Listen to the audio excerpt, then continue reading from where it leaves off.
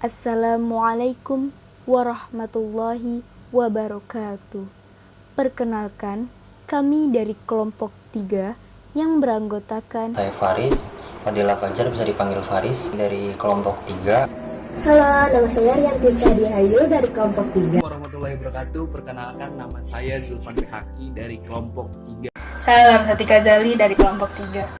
Perkenalkan, nama saya Nadira. Saya Adisa Fadila dari kelompok 3. Saya Dimas, nama kepanjangan saya Aditya Dimas Ramadan. Perkenalkan, nama saya Santi. Saya dari kelompok 3.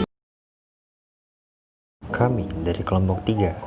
Pada kesempatan kali ini, kami akan menyampaikan beberapa pembahasan mengenai jenis-jenis kartun dalam video yang berjudul Kebaya Seni, di antaranya sebagai berikut. Jenis-jenis kartun diantaranya adalah kartun gag, yang merupakan gambar kartun yang dimaksud hanya sekadar sebagai gambar lucu, tanpa bermaksud mengulas suatu permasalahan atau peristiwa aktual. Biasanya tampil menghiasi halaman-halaman khusus humor yang terdapat di surat kabar atau terbitan lainnya. Sejarah dari kartun gag sesuai dengan namanya, gag, yang merupakan lelucon, menjadi istilah bisnis pertunjukan untuk ide komedi. Kartun ini paling sering dimaksudkan untuk memancing tawa. Tokoh dan karya diantaranya Joko Susilo Suara Merdeka, Budi Setiowidodo Tiok yang telah meraih penghargaan Piala Adi Negoro untuk kategori karikatur. 2. Kartun editorial merupakan kolom gambar sindiran di surat kabar yang mengomentari berita dan isu yang sedang ramai dibahas di masyarakat. Ciri-ciri kartun editorial sebagai visualisasi tajuk rencana surat kabar atau majalah yang membincangkan masalah politik atau peristiwa aktual. sejarah dari kartun editorial. Seni kartun editorial dikembangkan lebih lanjut dengan penerbitan terbitan berkala Inggris Punch pada tahun 1841 yang didirikan oleh Henry Mayhew dan pemahat Ebenezer Landels. Majalah sebelumnya yang menerbitkan kartun adalah Monthly Sheet of Caricature, dicetak dari tahun 1830 dan berpengaruh penting pada Punch. Tokoh dan karya dari kartun editorial. Sibarani dengan karya 1. Senyum Kasih Senyum pada tahun 1953. 2. Si Ucok pada tahun 1953. 3. Rumah Si Bolang pada tahun 1953. Kartun karikatur.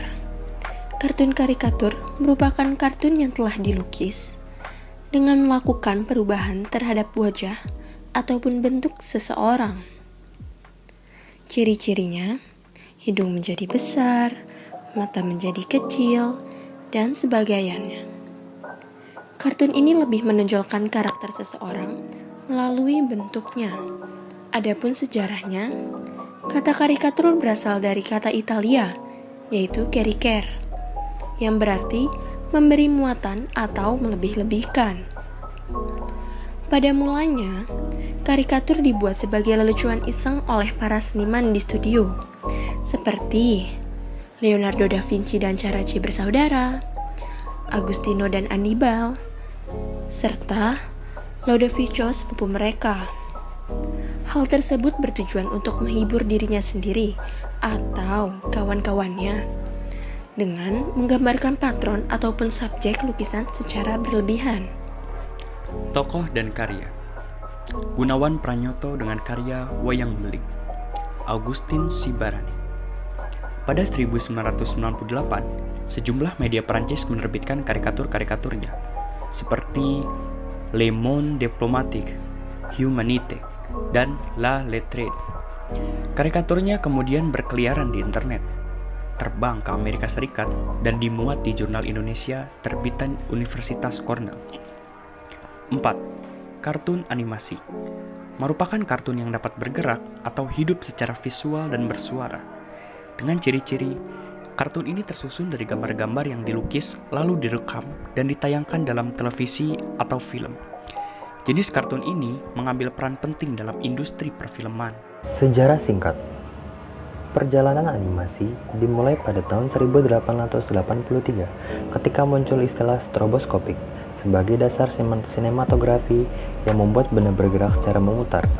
Kemudian seseorang bernama H.W. Godwin menemukan film dari seluloid yang dapat menampung gambar sekaligus. Pada penemuan Godwin ini, Thomas Edison selanjutnya mengembangkan penemuan tersebut dengan menghasilkan gambar bergerak di dinding dengan bantuan serangkaian roda.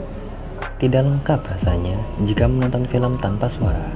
Oleh karena itu, pada tahun 1899, suara direkam untuk pertama kalinya dengan menggunakan alat perekam magnetik, squat.